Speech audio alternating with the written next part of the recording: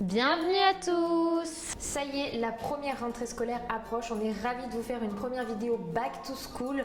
C'est un moment tant attendu, mais aussi dont beaucoup de parents appréhendent quand c'est la première rentrée de nos enfants. Et du coup, avec Rebecca, comme on est déjà passé par cette étape, on a décidé de vous partager nos astuces pour que ça se passe dans de bonnes circonstances, tout simplement.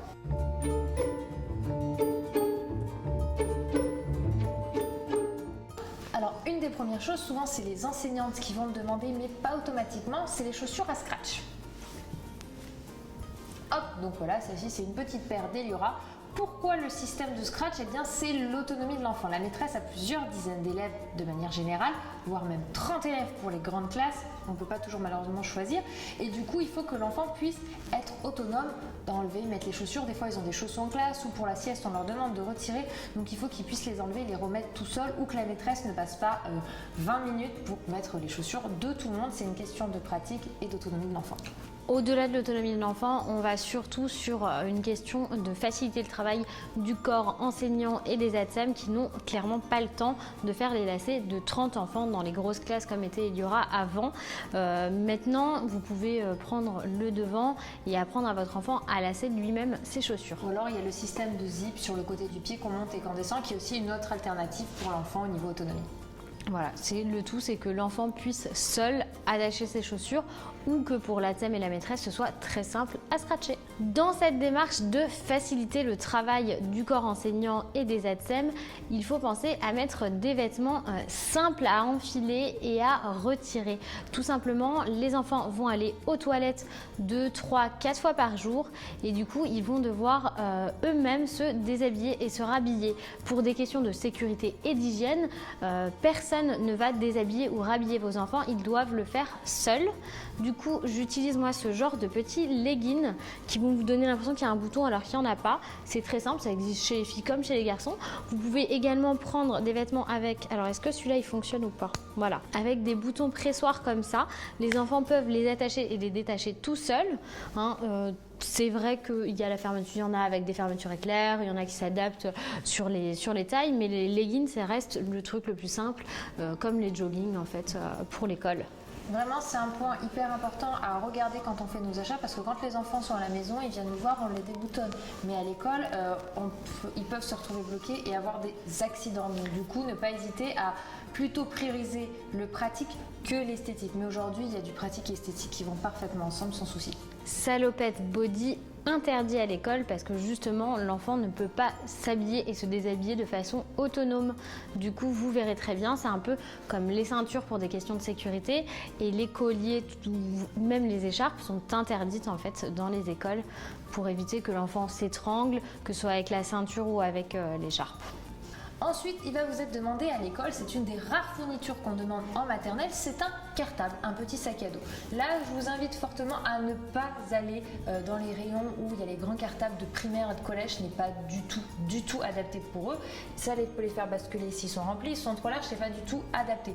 Allez-y avec votre enfant, déjà en plus ça peut être chouette qu'il puisse choisir lui-même. Vous pouvez présélectionner plusieurs modèles et lui laisser choisir parmi votre sélection parce qu'il est capable de choisir celui du collège qui se traîne. Alors il y en a qui prennent ceux qui sont sur roulette, d'autres sur le dos. On a un exemple qu'on vous a mis juste ici en arrière-plan qui est un des cartables d'Eliora. Vous pouvez même en prendre un qui serve sur les 3 ans puisque dans le cartable, mis à part une tenue de rechange, voire pour certaines écoles un petit cahier de liaison, c'est ce qu'on a à l'école d'Eden et la future école du coup de Lily Rose.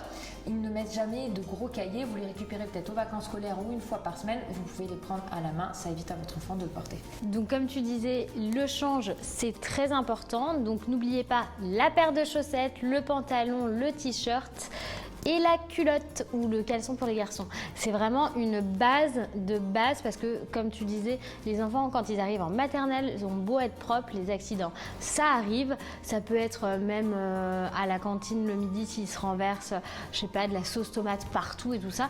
On va les changer plus facilement comme ça s'ils ont un change complet. Et puis de toute façon, on peut généralement laisser le petit sac de change à l'école en permanence. Moi je le laissais, je changeais en fonction des saisons au besoin. Ce qui se passe dans les écoles, c'est que il faut absolument étiqueter les vêtements de vos enfants, que ce soit les vêtements de rechange ou le manteau ou les vêtements que votre enfant porte jusqu'aux chaussures. Par exemple, dans les chaussures d'Eliora, j'ai été étiquetée à l'intérieur, juste derrière la languette, j'essaie de vous montrer.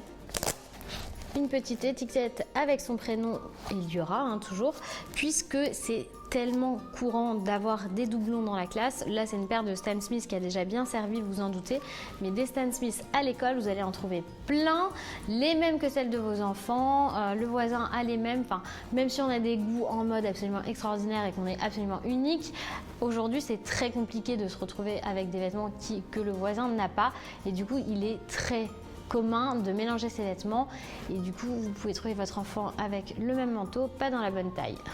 Pour étiqueter, c'est très simple. Moi là par exemple, j'ai utilisé une Dymo, donc une étiqueteuse. Sachez qu'il y a des étiqueteuses avec des rubans adhésifs faits pour le textile, c'est super pratique. Sinon, vous avez tout simplement les étiquettes que vous faites faire, là la blanche avec écrit en rouge qu'on a tous eu, qui sont très bien mais qu'il faut coudre. Vous en avez des thermocollantes qui se collent avec le fard à repasser, mais ça ne tient pas sur le long terme au lavage.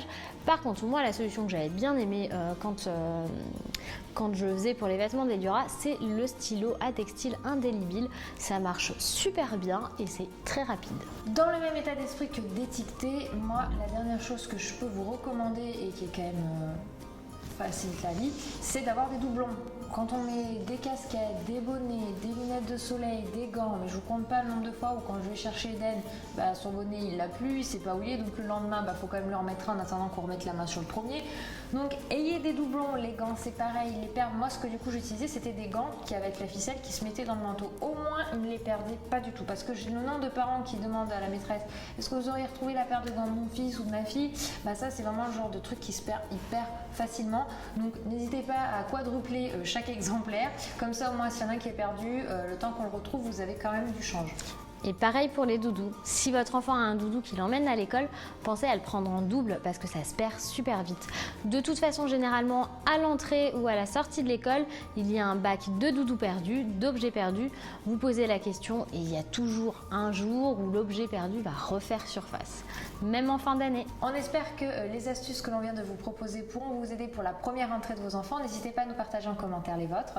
Et aussi à nous partager bien sûr les premières impressions, comment s'est déroulée la rentrée de vos enfants lorsque ce sera le moment. Ça nous fera très plaisir de partager ce moment avec vous en commentaire. Vous pouvez également ajouter un petit pouce bleu si la vidéo vous a plu. Et on se retrouve très bientôt. Allez, au revoir.